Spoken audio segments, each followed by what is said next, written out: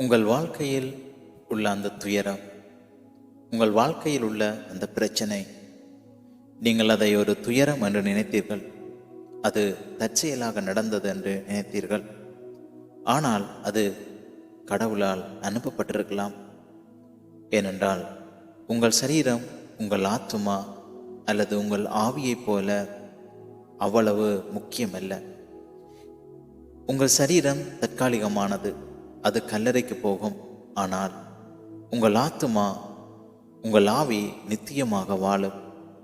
மேலும் உங்கள் ஆவியை இரட்சிப்பதில் தேவன் ஆர்வமாக இருக்கிறார். உங்கள் ஆவியை தம்மிடத்துக்கு கொண்டு வருவதற்காக சில சமயங்களில் உங்கள் சரீரம் துன்பப்பட அவர் அனுமதிக்கிறார். அப்போஸ்தலன் பவுல் 3 முறை, ஆண்டவரே என்னை விடுவியும் என்று சத்தமிட்டார்.